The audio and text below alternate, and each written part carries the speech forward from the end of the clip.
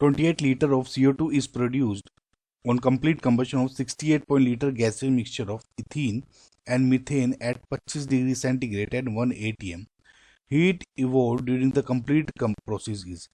So basically guys, gaseous mixture दिया हुआ है 16.8 लीटर्स और उसमें कहा है इथीन और मीथेन गैस है, ठीक है, और कंबशन हो रहा है, एनर्जी प्रोड्यूस हो रही होगी, हीट इवॉल्व टोटल पूछ लिया। देखिए सेपरेट सेपरेट रिएक्शन है।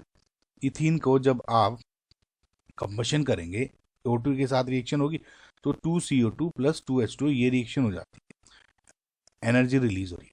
सिमिलरली जब आप मीथेन को देखते हो तो अगेन उसका जब आप कंबशन करोगे तो अगेन ये वाली रिएक्शन होगी, बैलेंस्ड होनी चाहिए। ओके, अब एक बात देखिए 68 लीटर गैसियस मिक्सचर है टोटल, तो लेट जस्ट सपोज जो आपका इथीन है वो x लीटर्स लिया हुआ है मैंने, ओके, x लीटर्स इनिशियली। अब इस बात को ध्यान दीजिए, कंप्लीट कंबशन बोला है, यानी जब पूरा रिएक्शन हो जाएगा तो ये जीरो हो जाएगा, है ना। अब ये सारे जीरो है, जब ये जीरो हो जाएगा तो ये पूरा का पूरा x बन जाएगा, यहाँ क्योंकि 2 है तो यहाँ 2x आ जाएगा। सिमिलरली अब क्योंकि x था तो मैं ये कह सकता हूँ 16.8 लीटर माइनस x लीटर, ये बचा, इसको ये लिया होगा। तो जब ये इनिशियली जीरो है, जब कंप्लीट कंबशन हो जाएगा तो यहाँ पे 16.8 माइनस x आ जाएगा, कोई यहाँ पे स्टोइकोमेट्रिक कोफिशिएंट नहीं है तो एस हो जाएगा। ओके, सो यहाँ पे कहा है 28 litre of CO2 is produced. So total जब इनको अलग अलग बर्न किया तो टोटल यानी 2x CO2 कितना होगा 2x प्लस 16.8 माइनस x, ये लीटर में है ना सब, तो 28 हो गया। तो इसको देखो x प्लस 16.8 इक्वल्स टू 28 और x आपका इधर आ जाएगा 11.2 लीटर्स। सो बेसिकली L की आपको x की वैल्यू पता लगी, x पता लग गई इधर, तो ये क्या x हो गया इधर 11.2 और ये 16.8 माइनस x हो गया। ओके, इसका मतलब 5.6, ये कैलकुलेट कर लिया। अब बस आपको कैलकुलेट करना heat evolve during the combustion process is. देखिए इसमें लिया हुआ है कि जो कंबशन का है कि जब मैं 1 मोल इसको बर्न कर रहा हूं तो 900 किलो जूल एनर्जी निकलती है, और जब इसको बर्न कर रहा हूं तो 1400 किलो एनर्जी निकल रही है।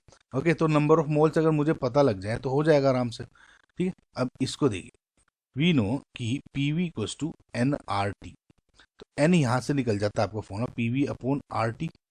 Okay, now n of CH4 अगर मैं निकालूं तो PV 1 ATM है। वॉल्यूम चेंज क्या हो रहा है, वॉल्यूम चेंज हो रहा है इसका 16.8 माइनस x माइनस 0, है ना, तो ये 16.8x हो गया, डिवाइडेड बाई R की वैल्यू क्या दी हुई है लीटर एटमोस्फेयर में, तो 0.082 इंटू 298, टेम्परेचर 298 हो गया, डिग्री सेंटीग्रेड में है, और आपने इसमें 273 ऐड कर दोगे तो ये आ जाएगा 298 केल्विन। तो simple calculation guys. Okay, x की वैल्यू क्या है यहाँ पे, बेसिकली x की वैल्यू आई थी 16.x माइनस 5.6, तो इसको मैं हटा के 5.6 ही लिख देता हूँ, है ना। तो ये आ गया 5.6 डिवाइड बाई 0.082 इंटू 298, इसको वैल्यू आ जाएगी 0.229।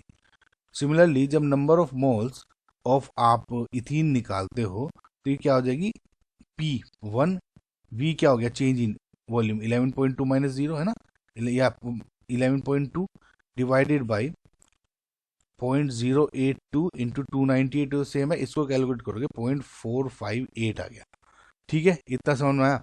तो जब आप हीट इवोल्व निकालोगे पर मोल था ना, तो total heat evolve in combustion of जो गैसेस मिक्सचर हो क्या हो जाएगा, heat evolve in for CH4 और plus heat evolve for C2H4, ठीक है। अब देखिए पर मोल तो दी हुई है 900, तो n मोल, इतने मोल में क्या हो जाएगा मल्टीप्लाई हो जाएगा, तो यानी 0.229 मल्टीप्लाइड बाई 900, करेक्ट।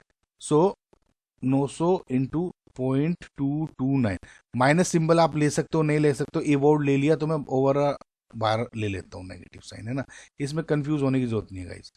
अगेन इसका क्या हो जाएगा 1400 दिया हुआ है और मोल से आपके 0.458, तो सिंपल 1400 इंटू 458 विद पॉइंट, इसको पूरे कैलकुलेट करोगे तो आपका रफली 847.3 आंसर आ जाएगा, 847.3, ठीक है, रफली आ गया आपका नियरेस्ट इंटीजर 847।